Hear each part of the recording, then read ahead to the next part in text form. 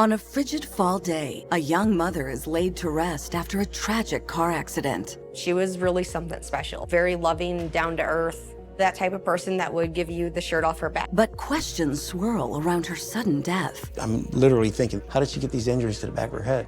People felt seriously creeped out. Who did this to Sharon? How far will investigators go to unravel the mystery? Sometimes you have to bend with the law. I decided I would do an illegal exhumation. When investigators dig for the truth, a scandalous secret is unearthed. Who is he? Oh, he's just a friend. They started hearing the gossip about the affair. And an unsolved missing persons case quickly transforms into a deadly mystery. You mentioned what is believed to be the body of The entertainer. newscast came across, And you're like, oh my God. the body has possibly been found.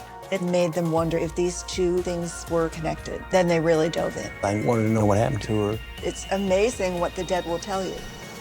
Nestled on the banks of the Missouri River, historic St. Charles is a quiet suburb just outside of St. Louis. St. Charles was kind of the American dream. It was the place that young families went when they wanted to raise kids or get away from the city. It was incredibly safe, and people went there because it was affordable, and they formed community. But even the most peaceful town sees its share of tragedy.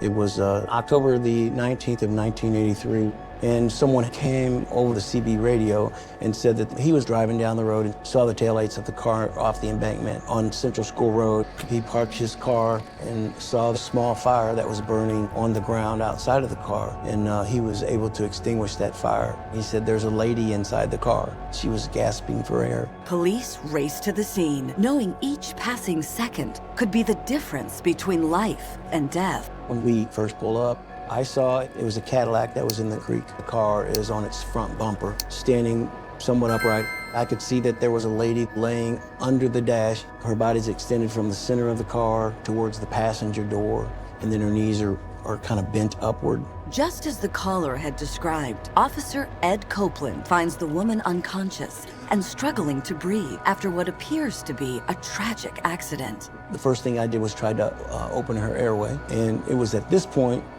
that I could feel that the back of her head was like it was mush. She had very severe injuries. It's hard to witness that. I'm literally thinking that, how did this happen? How did she get these injuries to the back of her head? None of this makes sense. So at that point, the ambulance arrived and the victim was extricated from the car. EMTs load the woman into an ambulance and race to the hospital. Meanwhile, police quickly comb the Cadillac and notice several items. A purse was in the back seat, but nothing in the front seat. A driver's license was found in the wallet. The ID belongs to 42-year-old Sharon Williams. The photo is a match for the woman they'd found fighting for air in the front seat moments before. Her driver's license said she lived probably about 5 miles away on Goodymuth Road. So one of our patrol deputies went by the house. Police are greeted by Sharon's husband, Jim Williams, and notify him of the horrific accident. In disbelief, he tells them she only left the house an hour before for an evening church service. Jim quickly alerts his wife's mother and his 19-year-old son, Brett. They both lived in the area and went to the hospital. At the hospital, all three of them find Sharon clinging to life. While the family prays for her recovery, investigators learn more about Sharon and her family. I've never met Grandma Sharon, but from what my father said about her, she was really something special. Very loving, down to earth. She was that type of person that would give you the shirt off her back if you needed it. It was Sharon's kindness that first attracted her husband Jim nearly 27 years earlier. They met in high school. They rode the bus together, and they were married within 2 years, and then they had Jim Jr., their firstborn, and 4 years after that, they had a baby boy, Brett. Sharon and Jim were your typical St. Charles family. Jim was an electric contractor, and he was known as a sturdy kind of pillar of the community guy, and they both would do whatever somebody needed if they needed help. So it was really difficult when the doctors very gently told Jim that the brain damage was irreparable and they would have to pull the plug. And he gave his permission. It's a gut-wrenching decision for Sharon's heartbroken husband, Jim, and it's one that weighs heavy on the whole family. My dad, Brett Williams, losing his mother, it hit him really hard. That was his best friend. They were really close to each other.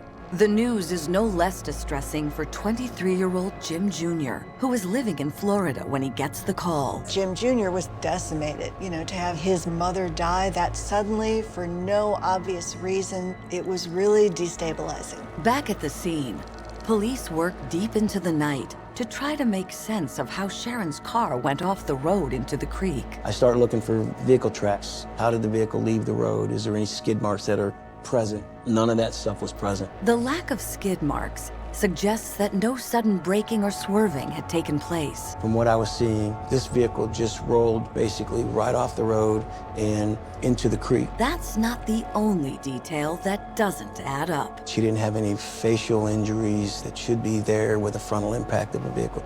But there was an injury to the back of her head, and there was no damage to the car that would explain that injury. She would have to be thrown around that car to have injuries to the back of her head. And there would have to be enough speed to that car to do that. But Copeland notices that the relatively undamaged car landed less than 20 feet from the road. The way the vehicle landed in the ditch, to me, the speed of the vehicle was minimal. To Officer Copeland, these inconsistencies are troubling. Are her injuries from the crash or something else? That was my first thought, that something wasn't right.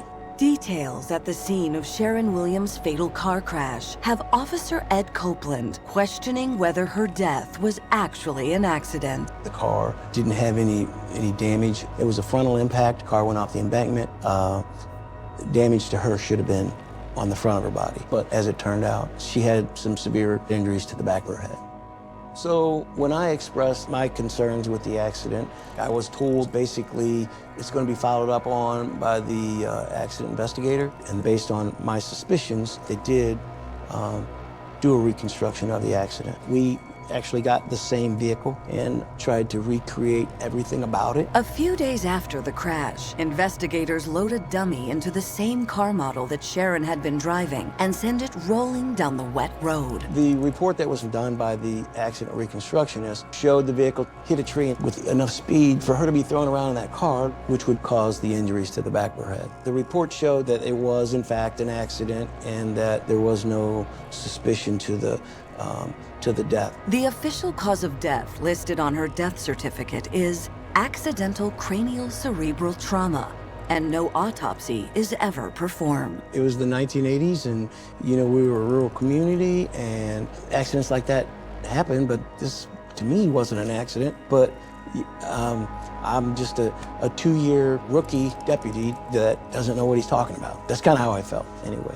The ruling doesn't sit well with Sharon's son, Brett, either. The report showed she had a big old bump on her noggin. You don't get that from a car going 30, 40 miles an hour like it was supposedly said. But when he shares his suspicions with his father, Jim, he gets a surprising response. Dad told me that when he did bring this up to Grandpa Jim, that he was kind of just like, it was a car accident. That was the end of it. The case is closed, and 2 days later, on October 22nd, 1983, Sharon is laid to rest at Fountain Cemetery. Everybody was pretty emotional, knowing that what happened, and it was devastating to say the least. Little does the grieving community know, Sharon's story is far from over. As months slowly tick by, Sharon's loved ones each grapple with her death in their own way. Jim tries his best to move on with his life and eventually remarries. Dad told me that Grandpa Jim, it was always very monotone about it, and he really didn't talk much about that. But Brett seems caught in an endless spiral of grief.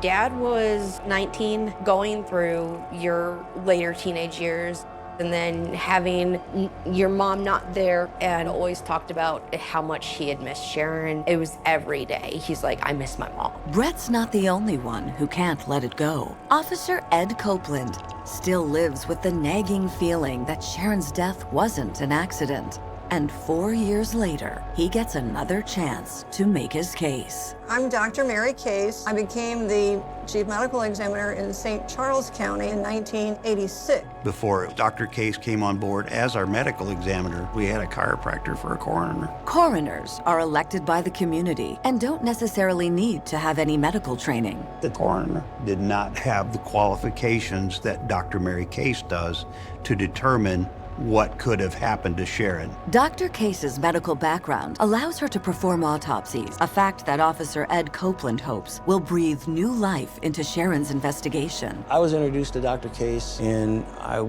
relayed to her the suspicions that I had about the accident. The police brought me a large amount of material that concerned Sharon Williams. I could see, well, here's where the car went off the road, and her car is kind of nose down. So the impact would be front. And then I had the medical records, and I can see that there are skull fractures, but most of these fractures are towards the back of the head. So the question is, why would you have that if the injuries are coming from the motor vehicle accident? That was very suspicious. My impression at that time was there is a need to exhume this body. But the process to exhume a body is not an easy one. I cannot just go out and exhume bodies. So I'm working to get that state's attorney to ask for a court order. And he just kind of ignored my request. I think for a long time, exhuming a body seemed like treading on sacrosanct ground. You did not want to disturb the dead, and there was just a very conservative, conventional attitude toward it. As we got into 1987, I realized that I was not going to get an order of exhumation, but I decided that the value of an exhumation was so great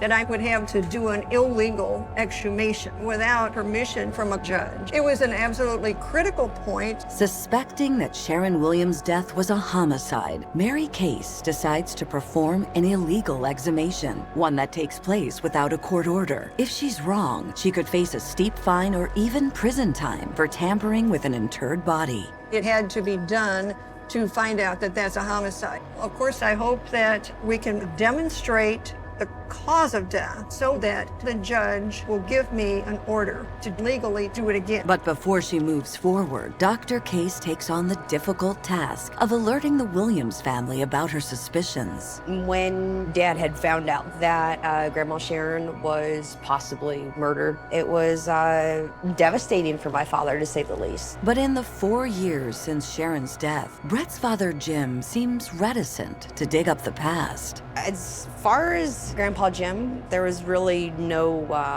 emotions there. With his father wrapped up in his new marriage, Brett is on his own to face the unthinkable. My father had said that he was not happy that she was being exhumed, but for autopsy purposes, it needed to be done. Nearly 4 years after Sharon was laid to rest, investigators gather to unearth her body. For the officers and Dr. Case, the stakes couldn't be higher. I was excited that she was going to exhume the body because I wanted to know what happened to her. It was a sunny day. It was not real warm, but it was not bitter cold. It was kind of an early spring day. Dr. Case holds her breath as the coffin is raised up. So we want to look at the external appearance of the coffin, and the coffin was pretty pristine. But the moment of truth won't come until they get Sharon's body back to the morgue. We open up the coffin, and she's laying there. She's dry, and she's in very good shape. So she had on the front of her face, she had a small laceration over the brow, and then she had a little abrasion on the other side. So these two marks on her body, those are consistent with the frontal impact, actually having the body fall forward.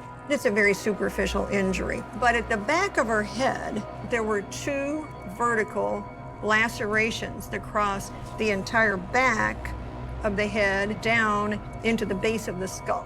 She has been struck twice very powerfully to the back of the head by a blunt object. So this is a massive injury, a massive impact. This is the cause of death. Since nothing else was found inside the car to cause such an injury, Dr. Case believes there's only one conclusion. So it was obvious to me that this is a homicide. Somebody has killed this woman. Dr. Case reports her findings to the St. Charles PD, and after 4 long years, the case is reopened. The exhumation of Sharon was the most powerful piece of evidence that we had going forward with the investigation. The realization that Sharon was murdered is a difficult pill for her family to swallow. It was a lot of family emotions that Dad had said that he had seen for the first time, and it hit my dad really hard.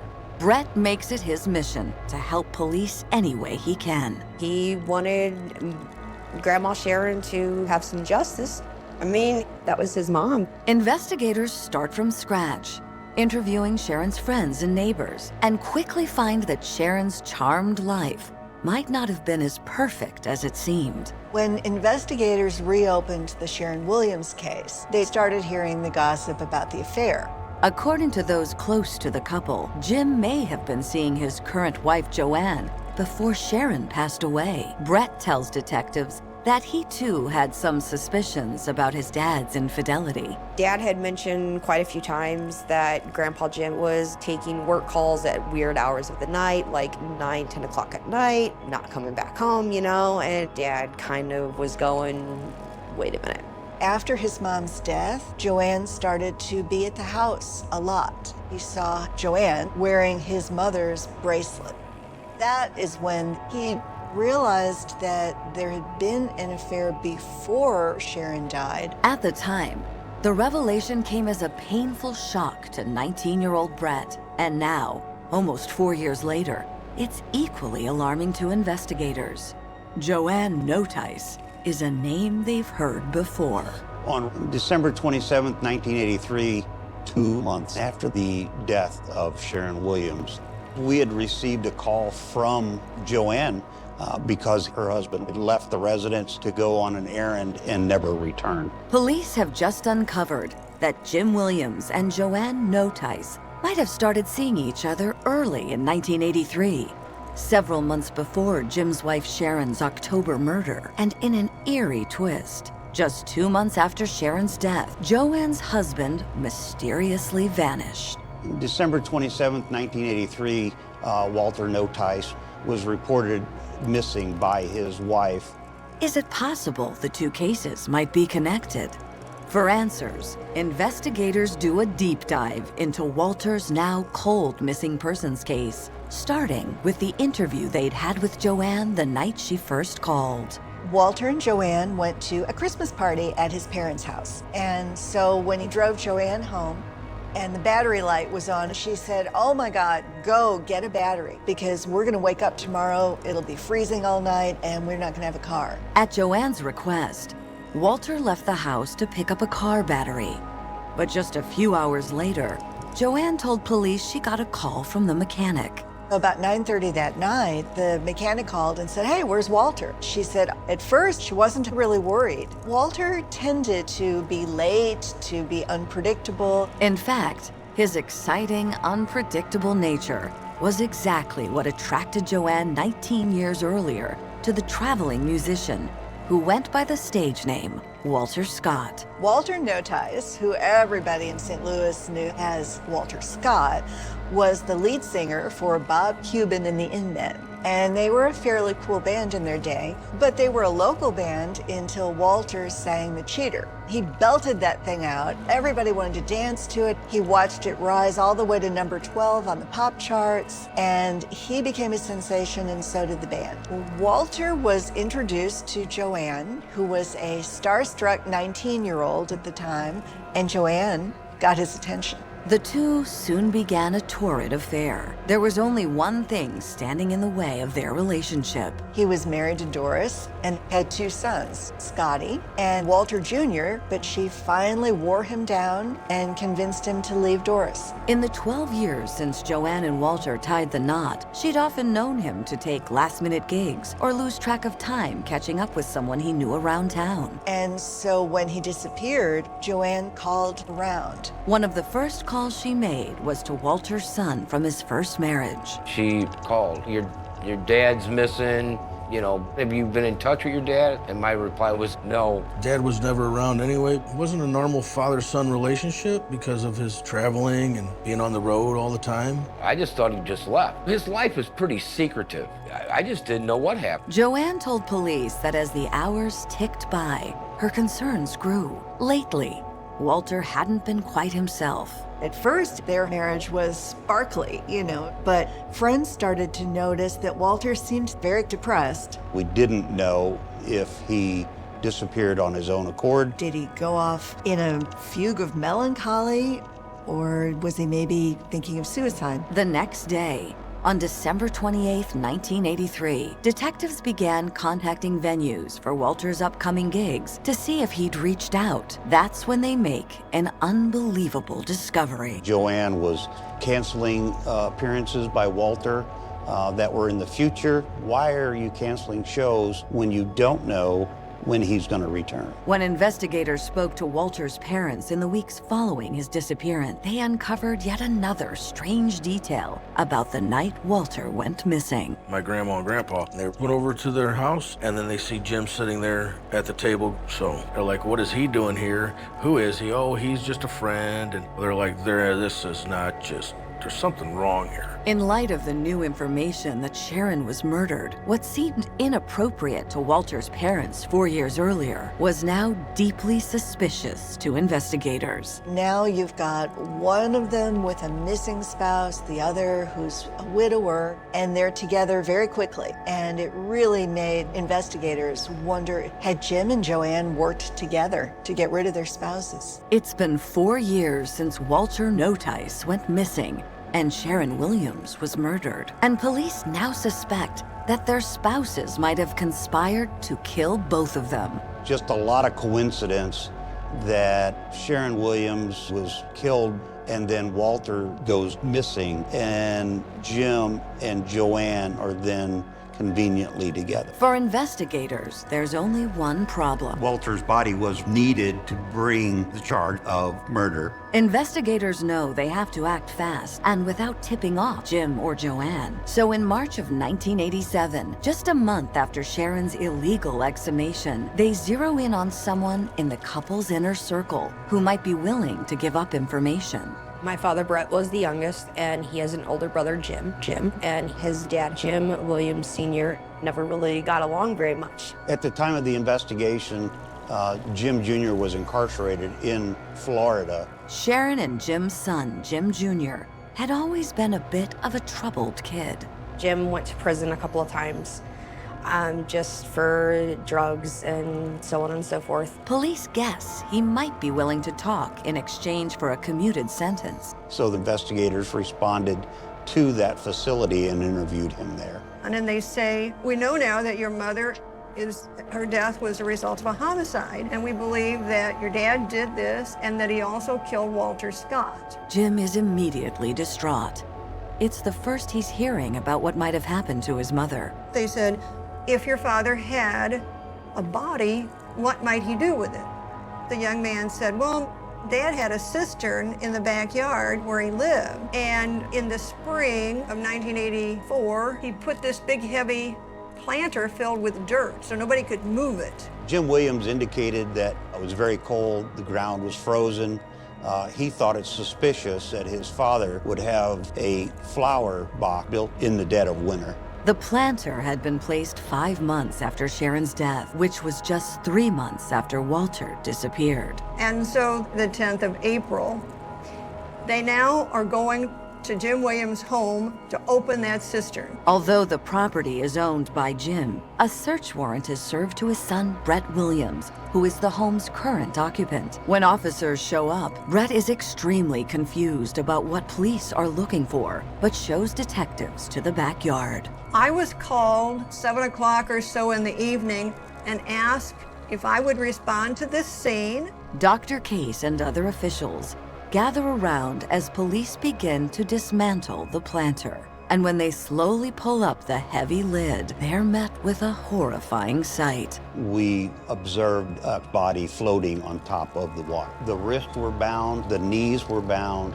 and the ankles were bound with a yellow nylon rope. So it's like, this is not a natural death. I know that the manner of death is a homicide. When I'm looking down into the cistern, first of all, what I see is the head is totally skeletonized and it's separate. I was afraid that maybe we wouldn't be able to get it out. It was very concerning in that it could be damaged. The head, that's where the teeth are. We've got his dental records. If this is Walter, we can immediately demonstrate that. So I laid down on the ground and had to reach down into this watery hole and take out a body part in bare hands. And then the rest of the body was retrieved. The discovery of the body in the backyard of his family home horrifies Jim's son Brett, who is suddenly forced to see his father in a deeply unsettling new light. My father was always on the fence. He was going, could he have done this?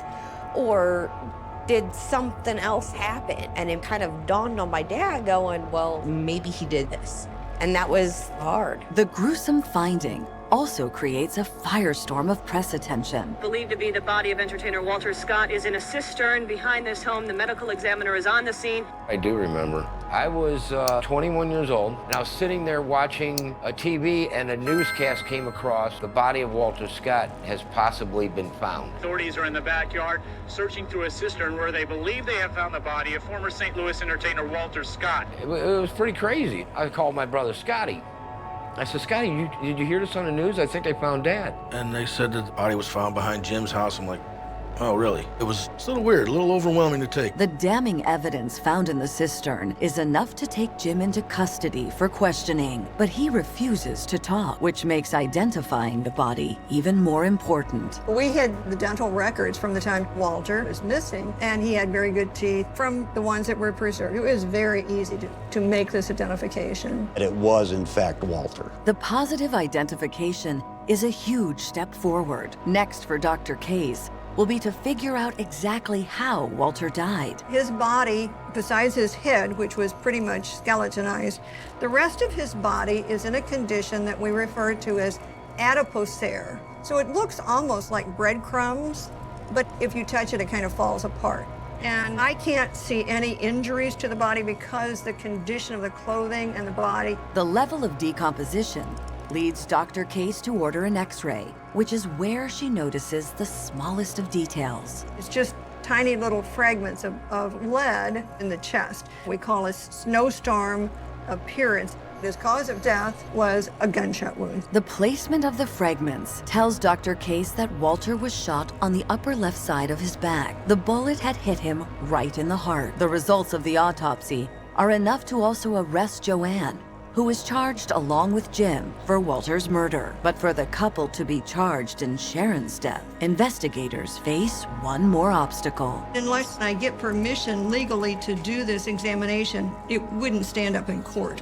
To successfully try Joanne and Jim for Sharon Williams' murder, Dr. Mary Case must get permission to exhume her body one more time. That Grandma Sharon had to be exhumed a couple of times. It was devastating for my father, to say the least.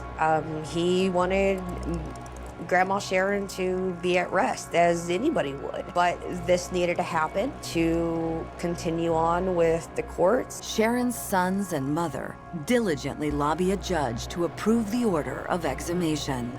The family was instrumental in getting the second exhumation of Sharon Williams' body approved by the courts. So when I get permission legally to do this examination, I know that this information that I have gotten from this illegal process is so worthwhile that now I legally exhumed the body, and the second autopsy report looks just like the first. Sharon Williams' death is attributed as a homicide. Police can now use the exhumation evidence to build their case against Joanne and Jim. And in November of 1992, Jim faces a jury of his peers for the murders of Walter Notice and Sharon Williams. At trial, the prosecution presents how they believe the murders went down. On October 20th, as Sharon Williams heads out the door to attend a nighttime church service, her husband attacks her from behind. Some blunt object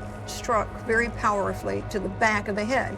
Based on conditions of the vehicle and the position of Sharon Williams, it appears that Jim Williams was probably driving that vehicle and her body was on the passenger side when the vehicle was wrecked. And then he made a small fire on the ground outside of the car. 2 months after Sharon's death, on the evening of December 26, 1983, Joanne convinces Walter to head out to the mechanic. He's intercepted by Jim Williams, who shoots him in the back, hogties him with yellow rope, and ruthlessly tosses him into a cistern in his backyard. But Jim's plan to live happily ever after with Joanne is short-lived. It was pretty crazy. I mean, and you're like, oh my God, what happens if they say, you know, no, he's not guilty. That was what we were all worried about. After 3 days of testimony, the jury reaches a verdict. Jim Williams was convicted of murder and sentenced to life in prison without the possibility of parole. Realizing the deck is stacked against her, in February of 1993, Joanne pleads guilty to hindering the prosecution and serves only 18 months. So she still has a life, but I would say, I don't know how you live with yourself. You do know there is a maker, and you're gonna have to stand in front of him, and he'll be the judge. You don't need to kill people. This is crazy to me. I don't understand that part of it. I kind of wonder in my mind, to this day even, had they listened to me and investigated the accident as a suspicious death, maybe things would be different. Without the exhumation of Grandma Sharon, this would probably still be sitting in a cold case file. And that's what let her have some justice. Sometimes you have to bend with the law. It was kind of the key that turned and opened up the rest of the investigation to move forward. Until you exhume a body, the dead will keep their secrets. It's amazing what the dead will tell you.